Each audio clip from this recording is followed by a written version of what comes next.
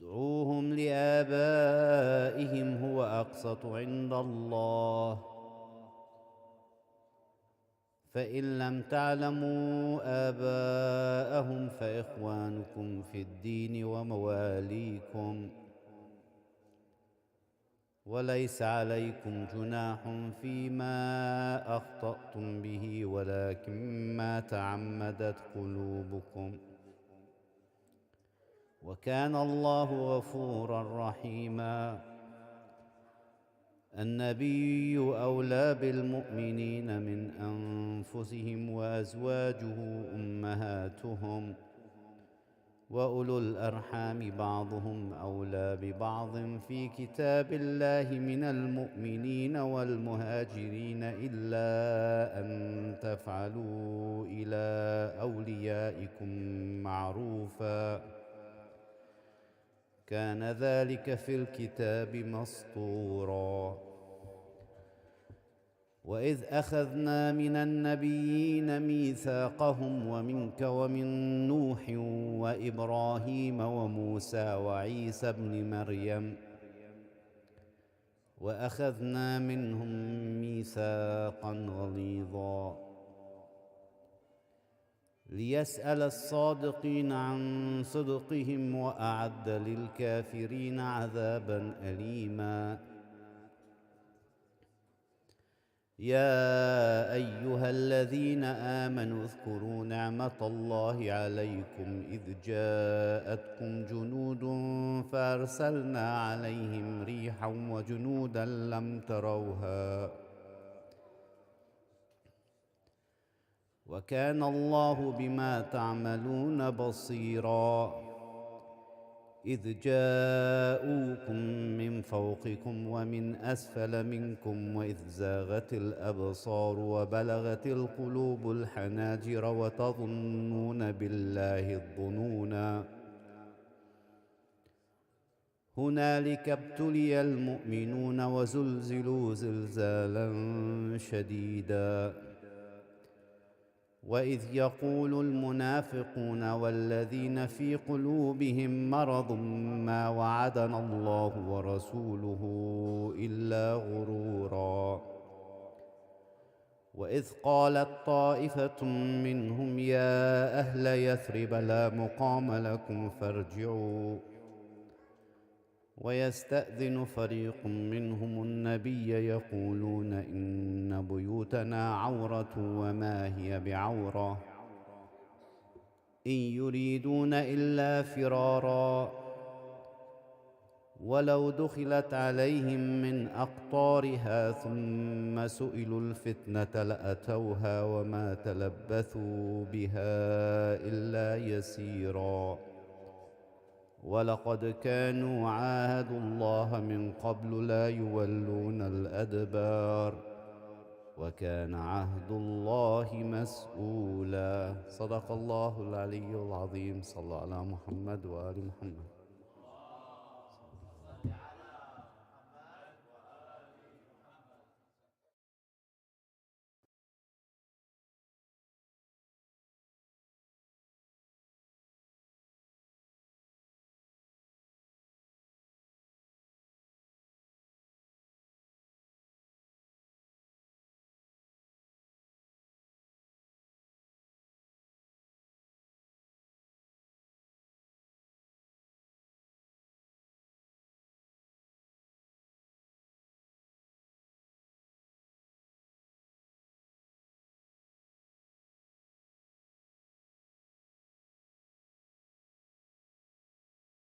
In the appearance of صاحب العصر والزمان عجل الله تعالى فرجه الشريف أفلح من أعاد الصلاة على محمد وآل محمد.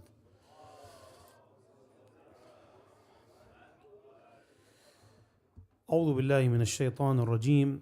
بفضل الله بسم الله الرحمن الرحيم وأفضل الصلاة وأزكى التسليم على المبعوث رحمة للعالمين سيدنا ونبينا وحبيب قلوبنا وطبيب نفوسنا محمد وعلى آل بيته الطيبين الطاهرين. واللعن الدائم على أعدائهم أجمعين من لدن آدم إلى قيام يوم الدين آمين رب العالمين. On this blessed day we offer our Congratulations to the Imam of our time, صاحب العصر والزمان, عجل الله تعالى فرجه الشريف, for arriving to another Ghadir on this day, the 24th of Dhul Hijjah, which is known by Eid al-Mubahala or Yawm al-Mubahala, where Allah Tabaraka wa Ta'ala describes this event in the Quran. And we mentioned last week in Eid al-Ghadir that the Quran, one of the meanings of the hadith that was narrated by Salama alayhi salam, the wife of the Prophet, that Ali ma'al Quran wal Quranu ma'ali. One of the meanings of Al-Quran being with Ali ibn Abi Talib, that Al-Quran followed the actions of Amir al-Mu'mineen to report it in the Quran and deliver it to show his status. After all, this is the purpose of our creation. And this is what guarantees our success in the hereafter. So when we speak about al-mubahala, which is mula'ana, which is when the Christians of Najran, which is an area south to Saudi Arabia, northern to Yemen, Rasulullah sallallahu alayhi wa alihi, after he established his nation in Medina, and after he opened Mecca, and he became stronger, and he started to send the groups to the nations and to the kings of the earth, telling them to join Islam. He sent one of his people and a group of people, or his letter, to the Christians of Najran in that area, inviting them to become Muslims. And if they do not want, they have to pay the jizya, the fee, because they are going to be under the protection of Islam and the Muslimin. Otherwise, they are allowing for a war. Because, inshallah, this we will mention it later, what this represents, refusing to pay the jizya or to join Islam, and how dangerous it is upon the people. And Rasulullah sallallahu alaihi wa alihi was protecting the right of the people of receiving the truth. So mubahala is another ghadir. Some people might say was the reason why Allah Tabaraka wa Ta'ala mentioned it in the Quran is to show the victory of Islam against the other religions, and how Rasulullah sallallahu alayhi wa alihi proved the haqq. Yes, this was one of the goals of mubahala, but the main thing and the major message is that Allah Tabaraka wa Ta'ala wants to tell the people about the status of Ali ibn Abi Talib, about the fact that Ali ibn Abi Talib salawatullahi wa salamuhu alayhi is the best individual after Rasulullah sallallahu alayhi wa alihi. It's mainly about Ali ibn Abi Talib. And this is not only said by us as biased people towards Ali ibn Abi Talib. Go and see the wording of the enemies of Ali ibn Abi Talib.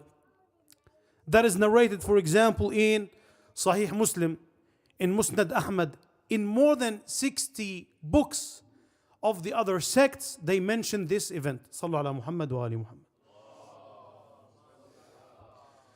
More than 60 hadith speaks about what happened between Muawiyah and Sa'd ibn Abi Waqqas. Sa'd ibn Abi Waqqas, he was fighting Amir al-Mu'mineen, and then he stopped in the battle of Jamal, in the battle of Siffin. He didn't intervene in the battle. In one of the discussions with Muawiyah, Muawiyah said to Sa'd ibn Abi Waqqas, why don't you insult Ali ibn Abi Talib? لماذا لا تسب عليا? In order to speak about al-mubahala, and how did they understand it? Did the enemies of Amir al-Mu'mineen at the time and the Christians understand from this only that Islam is the truth, or they understood a deeper meaning? So Sa'd ibn Abi Waqqas responded. He said, for three things that Rasulullah sallallahu alayhi wa alihi said to Ali, لو كانت لي كانت أحب إلي من حمر النعم. Three things that Rasulullah said about Ali, if he had said it to me, it would have been better for me than having حمر النعم. حمر النعم is like the Lamborghini of the camels. Very fancy ride at the time. So it would be something that is very dear to me. Muawiyah said, what are these three things? He says the first is when Rasulullah went to Tabuk, and we mentioned this earlier, and he left Ali in Medina, and Ali later on came to Rasulullah shedding tears. Why did you leave me behind? And then Rasulullah said the famous hadith of Hadith al-Manzila. Ya Ali, doesn't it satisfy you that you are to me like how Aaron was to Moses? This is the first thing. Then Muawiyah said, what's the second? He said the second, when we couldn't open Khaybar after the battle of Ahzab and Khandaq, when we couldn't open Khaybar and all the men retreated and they were weak and they were, for example, they were coward from attending the war and standing up to defend the religion, Rasulullah sallallahu alayhi wa alihi said, لَأُعْطِيَنَّ الرَّايَةَ غَدًا لِرَجُلٍ يُحِبُّهُ اللَّهُ وَرَسُولُهُ وَيُحِبُّ اللَّهَ وَرَسُولُهُ. That tomorrow I will give the standard to a man that loves Allah and His Messenger, and Allah loves him and the Messenger loves him. And this is a hadith that Imam al-Baqir alayhi salam used in order to prove the Khawarij wrong. That Allah Tabarak, when Rasulullah said this, He said it before Amirul Mu'mineen went to the battle of Nahrawan, where people accuse him from fighting with the Muslimin and killing the Muslimin. Because Allah Tabarak wa Ta'ala, when Rasulullah said that He loves Ali, Allah knows that He's going to fight the people of Nahrawan. Allah knows that Ali ibn Abi Talib is going to take all these actions that he's going to take in the future. And Allah loved him because everything that Ali ibn Abi Talib will do is an obedience and is a worship and is acting on behalf of Allah Tabaraka wa Ta'ala. And the third, he said, when the Christians of Najran came and the verse upon Rasulullah sallallahu alayhi wa alihi came, فمن حاجك فيه من بعد ما جاءك من العلم فقل تعالوا ندعو أبناءنا وأبناءكم ونساءنا ونساءكم وأنفسنا وأنفسكم ثم نبتهل فنجعل لعنة الله على الكاذبين. That when the Christians came and they debated with Rasulullah, they entered the masjid with these capes and golden sticks and whatever, and all these decorations that they came to the masjid with to debate Rasulullah.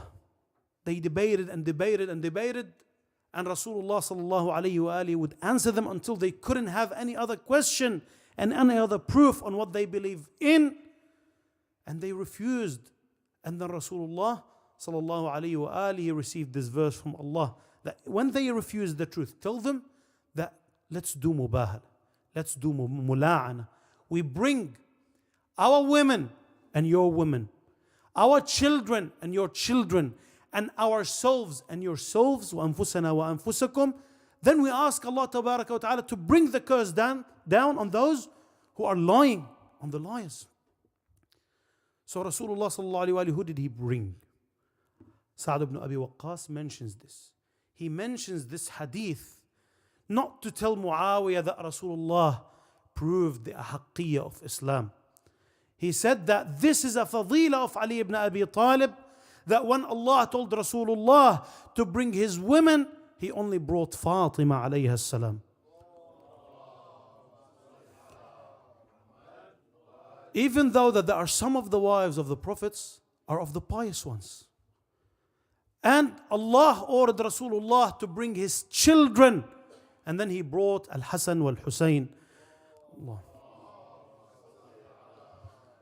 And Allah told Rasulullah to bring Anfusana, himself. And then who did He bring? He brought Ali ibn Abi Talib. Salawat.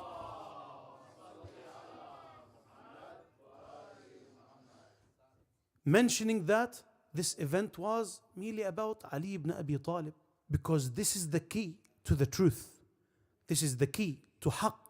Once you understand this from Ghadir, from Hadith al-Manzila, from Hadith al-Dar, from Hadith al-Mubahala and Yawm al-Mubahala, then you understood religion. Then you understood the haqq. Then you understood the truth. And then now you have the first step towards success and towards heaven.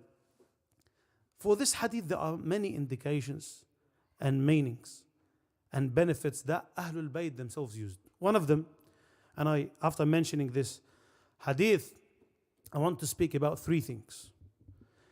About the importance of this hadith and the meanings of it. The second part is about why would the enemies of Ahlul Bayt change the meaning of this hadith. And the third part is about the lessons that we can learn from the events that surrounded Hadithul Mubahala after Salat ala Muhammad wa Ali Muhammad.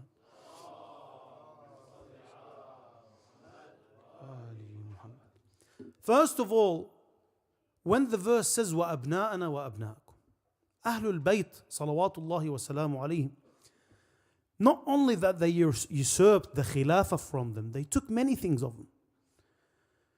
Imam al-Kadhim alayhi salam used this verse against Harun al-Rashid to prove that the children of Rasulullah, not only his direct children or the sons of his sons, because the Arab, look to what extent they wanted to go against the Quran and against Allah tabaraka wa ta'ala just out of the hatred of Ali ibn Abi Talib. Imam al-Kadhim used this verse to prove that Hassan and Hussein are the children of Rasulullah, ibnay Rasulullah. And what's the importance of this?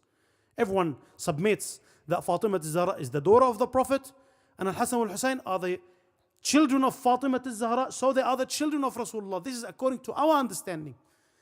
But when it comes to the fiqhi rulings, for them it's different. Up until today, the children from the daughter, they do not inherit. Why? Because they say the children, the ibn, in fiqh is the son and the children of your sons, not of your daughters. And they make poetry about it. That your kids, abna'ukum, is the kids of your sons. And the kids of your daughters are the kids of that far person. Abna'ul qawm al-aba'idi or rijal al-aba'idi, according to one of the poetries. And they mention this over and over again, going against Allah and against the Quran, not applying the verse that says لِلذَّكَرِ مِثْلُ حَظِّ الْأُنْثَيَيْنِ. How many people were deprived from their haqq because of this until today? How many dhulamat and oppressions these people have in their neck just out of the hatred of Amir al-Mu'mineen salawatullahi wa salamuhu alayhi. So Imam al-Kadhim used this verse to prove that Al-Hasan and Al-Husayn are ibnay, the sons of Rasulullah sallallahu alayhi wa alayhi. And if they submit to this, then they have to return fadak to Fatima al-Zahra. They have to return everything to Ahlul Bayt salawatullahi wa salamu alayhi, but they do not want to do that. The second thing that we can understand from this hadith, Ali and Fatima and Al-Hasan and Al-Husayn, when Rasulullah only brought them, is to tell the people that they are partners in the what? In the risala, in the message, in the da'wah. The same way we say that Rasulullah sallallahu alayhi wa alihi said about Ali ibn Abi Talib that you are to me like how Aaron was to Moses. Harun akhi, as per the Quran, ushdud bihi azri wa ashrikhu fi amri. The same way Rasulullah receives the speech and the order from Allah tabaraka wa ta'ala, Ali ibn Abi Talib receives that as well. And he acts the same way as Rasulullah sallallahu alayhi wa alihi. So does Fatima and Al-Hasan wal-Husayn. Even though Rasulullah has his holy wife Salama, has al-Masakin, Zainab bint Khuzaymah, has other wives that deserve to come out as pious wives of his. But no, when the verse says Nisa'ana, plural, Rasulullah only brought Fatima al-Zahra because she is a partner in the message. She has a role, she is a proof, she's infallible. And so as Al-Hasan and Al-Husayn. One more meaning of this event, that Ali ibn Abi Talib is the best individual after Rasulullah, better than all the people that existed around him. Not only that, but better than every single messenger and prophet except for Rasulullah. When the verse says أنفسنا, what's more holy in the eyes of Allah than the nafs of the Prophet? And Allah Tabaraka wa Ta'ala wanted to show that Ali is the best individual. أفضل خلق الله بعد رسول الله.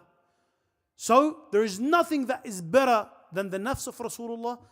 So Allah Tabaraka wa Ta'ala described Ali as the nafs. And this is something that even you find in the Sunni hadith.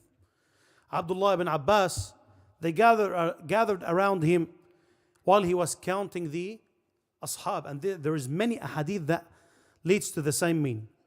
Counting the ashab, he started to count the companions of Rasulullah, but he didn't mention Ali ibn Abi Talib. So they said, Ya Abdullah ibn Abbas, we do not expect that a person in your status would not mention Ali. How would you forget Ali ibn Abi Talib? He says, Wayhakum, woe to you. You told me to count the companions of Rasulullah. You didn't tell me to mention the nafs of Rasulullah. You didn't tell me to mention Rasulullah sallallahu alayhi wa alihi himself. Sallu ala Muhammad wa ali Muhammad.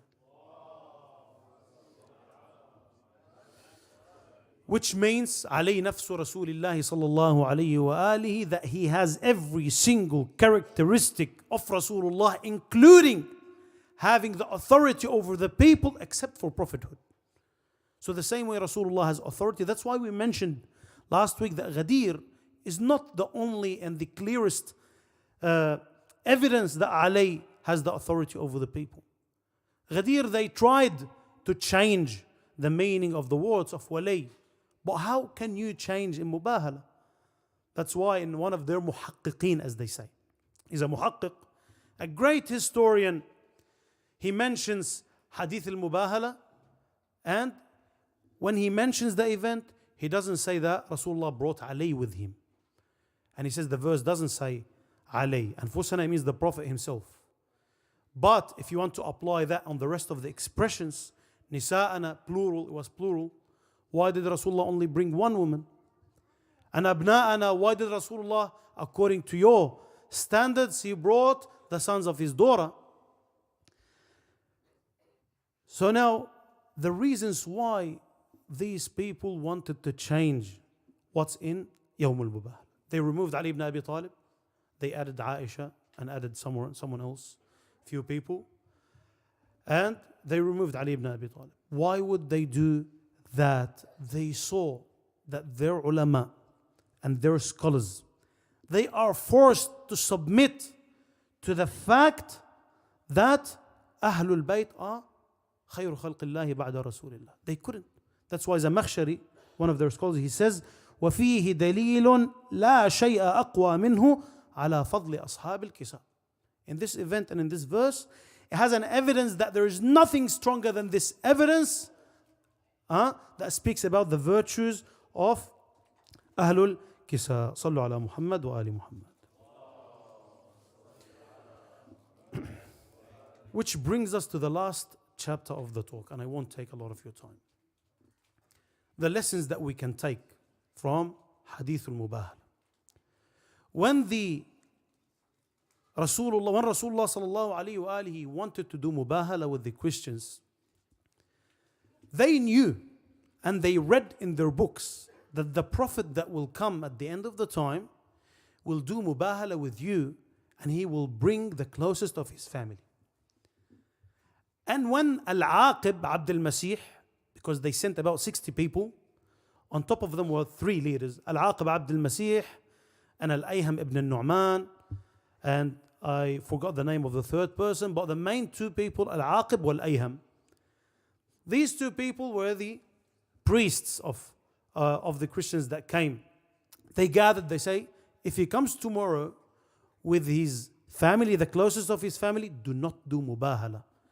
Because if he does do mubahala, and he will be honest in this, then not one of us will stay alive. Not even one hair will be left of us on this earth.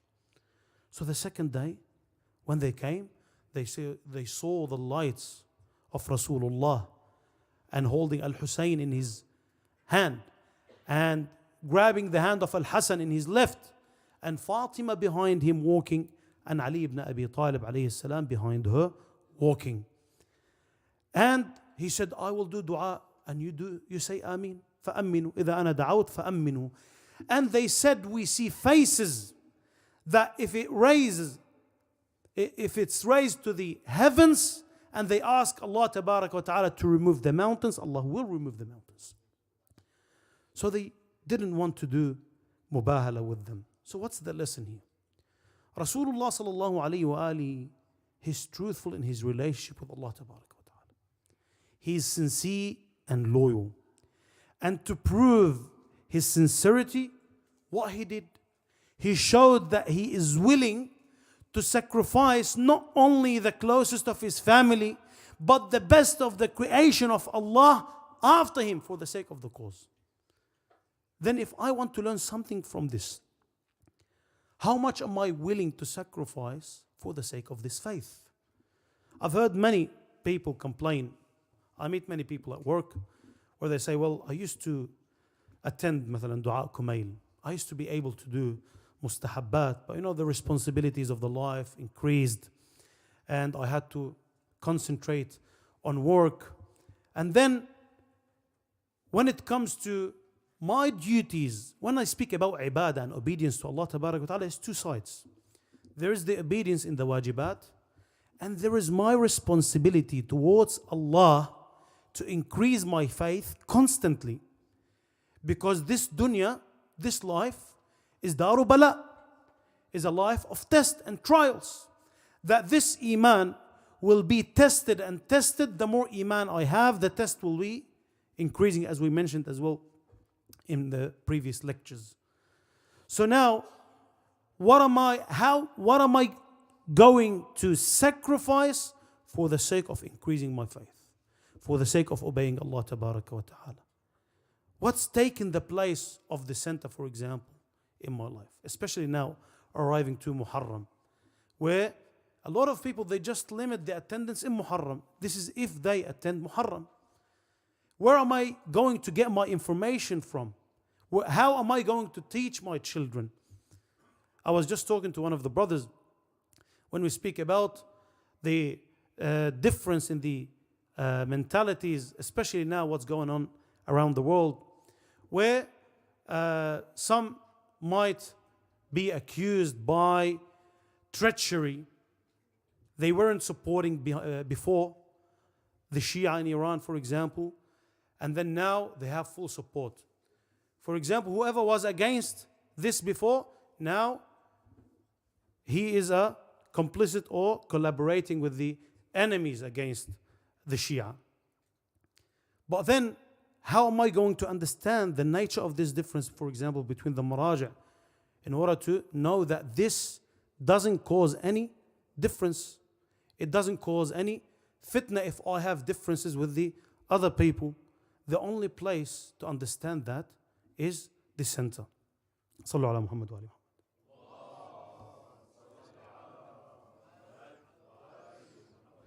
And how am I going to be encouraged to love this religion and to sacrifice what it takes if I do not educate myself? Rasulullah sallallahu alayhi wa alihi, I missed the point that I wanted to mention earlier, so please forgive my confusion. Sallu ala Muhammad wa ali Muhammad.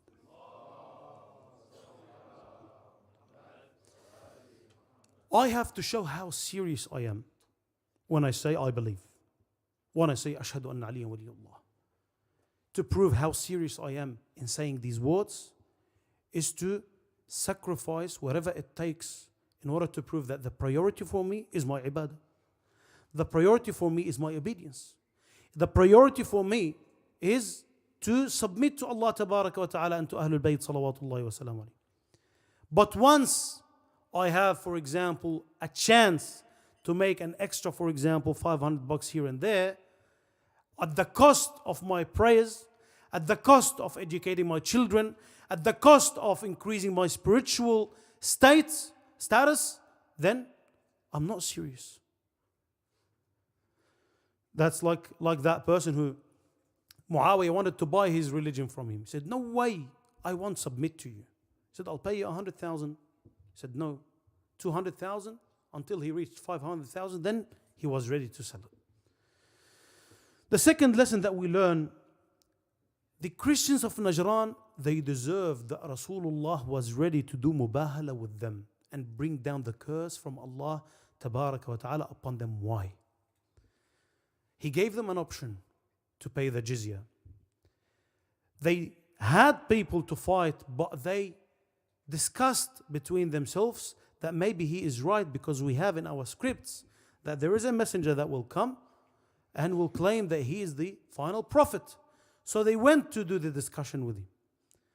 And later on they agreed to pay the jizya. And the two main priests became Muslims according to some ahadith. Few of them, they went to Rasulullah and they became Muslims. Al-Aqib and Al-Ayham. One of them as well, a third person, he fought with Rasulullah and was martyred. So why would they deserve that the curse be brought upon them if they do not submit to Islam and they do not pay the jizya? Because they were standing as an obstacle between the message of Allah and the people receiving this message. And honestly, I have to be careful when in this life, when we mention the hadith, كلكم راع وكلكم مسؤول عن رعيته. I have responsibility towards my children. I have responsibility towards the community that I'm in. For example, it's not permissible, it's haram for a person to take money as a cost for teaching someone the wajibat. How to do ghusl al-janaba, for example. How to perform wudu. Because it's a responsibility. We have a big problem when it comes to these simple things that are requirements for our salat to be accepted.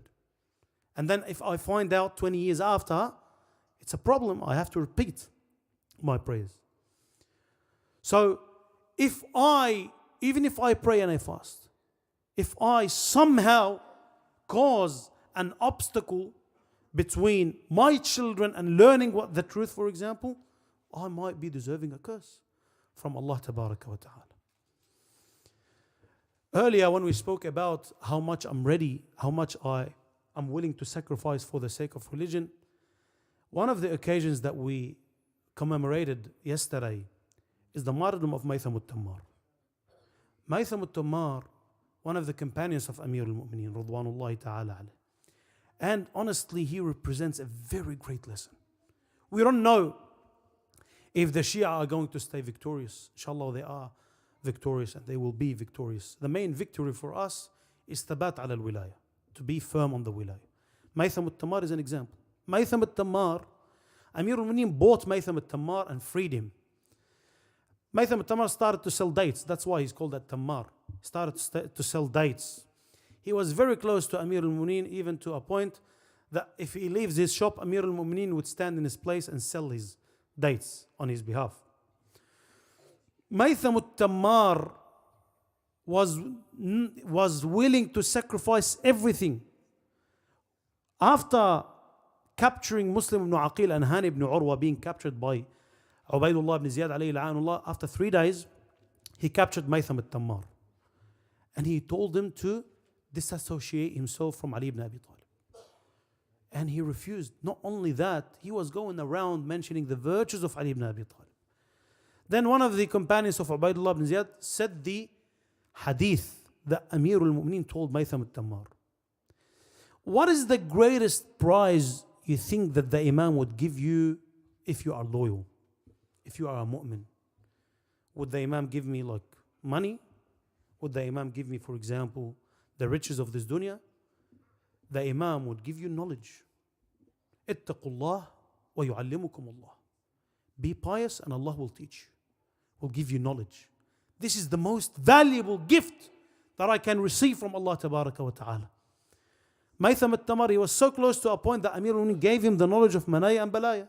He would know when he's going to die.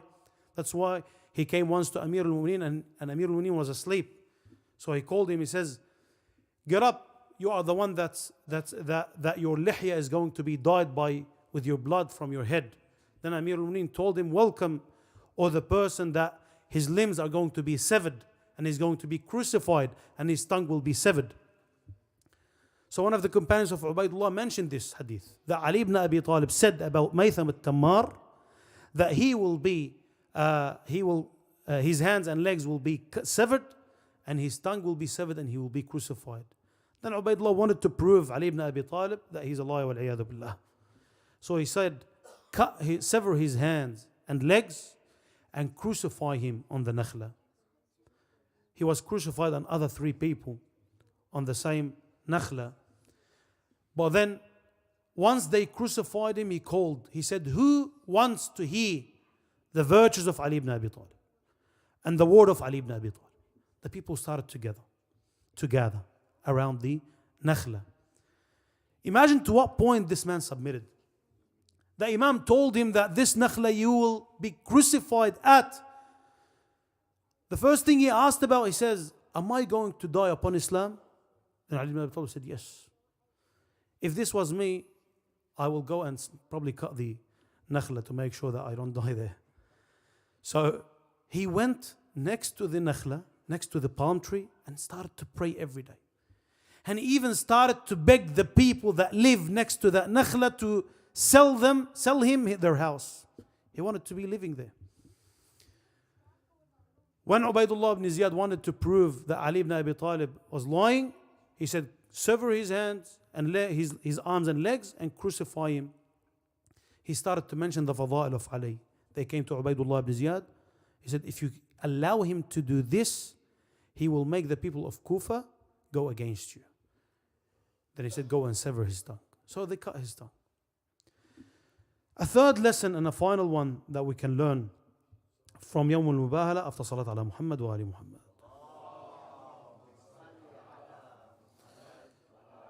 When the Christians came to Rasulullah, these priests, they changed the clothes that they traveled with and they wore these fancy clothes. They came to Rasulullah. They said salam. They kept talking to him and Rasulullah wasn't answering the questions. They offered their salam. Rasulullah didn't even respond. They kept talking and talking and Rasulullah didn't even look at them. They went with Abdul Rahman ibn Auf and another person. They said, why Rasulullah is not talking to us? He said, ask Ali ibn Abi Talib. They asked Ali, what's happening? He said, go change your clothes and talk to Rasulullah and then he will respond. They put on the normal clothes and they went to Rasulullah. Rasulullah responded and answered their questions. Rasulullah didn't want to see this decoration of the dunya. Some people might think that having the wealth of the dunya and showing that I have the decorations of the dunya is wrong. But that's not true. The meaning of this and the lesson that we can take from this is when they came afterwards and they said, Ya Rasulullah, why didn't you answer them the first time? He said, وَالَّذِي بَعَثَنِي بِالْحَقِّ لَقَدْ أَتَوْنِي الْمَرَّةَ الْأُولَى وَإِنَّ إِبْلِيسَ لَمَعَهُم. By Allah, when they came the first time, the shaitan was with them. What is the meaning of this? This is the rule that the Quran speaks about Qarun. فَخَرَجَ عَلَى قَوْمِهِ فِي زِينَتِهِ. Qarun, he showed his wealth.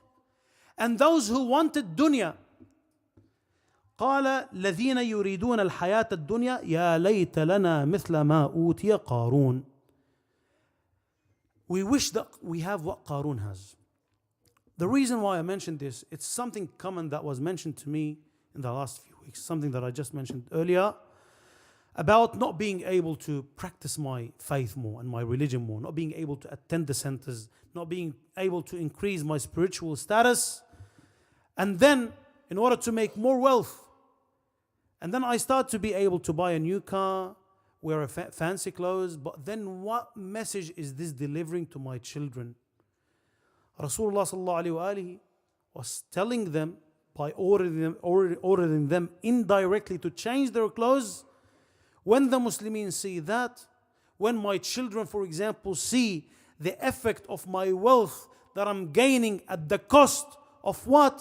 Of falling short, they will say, well, being a practicing Muslim will give me poverty. And the only reason that I can gain money, that I can make money, is to just stay away from religion. This is the understanding that will build in their heads. Rasulullah sallallahu alaihi wasallam was showing the Muslimin that do not be deceived by these appearances. They wanted to make an aura for them. That's why the hadith says by Rasulullah, do not gather with the dead people. Then they said, Ya Rasulullah, وَمَنِ الْمَوْتَى? He said, الْغَنِيُّ الَّذِي أَطْفَاهُ غِنَى. The wealthy that is too distracted by his wealth. Am I willing to sacrifice or not? We ask Allah Tabaraka wa Ta'ala to grant us the tawfiq and the ability to stay firm upon the wilayah of Ali ibn Abi Talib, salawatullahi wa salamuhu alayhi, and to grant us the strength in order to be ready to sacrifice whatever it takes in order to stay firm to the last breath, no matter how great the losses that we are going through now, and we will stay going through. Because one of the characteristics of the Shia at the time of the appearance of Sahib al-Asr wa Zaman, Ajjallah Ta'ala Farajahu Sharif, is, if you read the ahadith, it's very hard to even comprehend. And we have to be careful when the hadith says that إذا قام قائمنا عجل الله تعالى فرجه الشريف خرج من هذا الأمر أكثر الذي كان يقول فيه. The people who will abandon the wilayah are those who used to believe in the wilayah, and those who will join the wilayah of Ali ibn Abi Talib, those who used to worship the sun and the moon. It's going to be very hard times, and we have to be prepared, and the only way to be prepared is to ask Allah for knowledge and to seek knowledge, to ask Allah Tabaraka wa Ta'ala to grant us ikhlas and sincerity in seeking knowledge and teaching the knowledge. إنه سميع مجيب. بسم الله الرحمن الرحيم. اللهم كن لوليك الحجة ابن الحسن عليه وعلى آبائه في هذه الساعة وفي كل ساعة وليا وحافظا وقائدا وناصرا ودليلا وعينا حتى تسكنه أرضك طوعا وتمتعه فيها طويلا برحمتك يا أرحم الراحمين. وصلى الله على خير خلقه محمد وآله الطاهرين.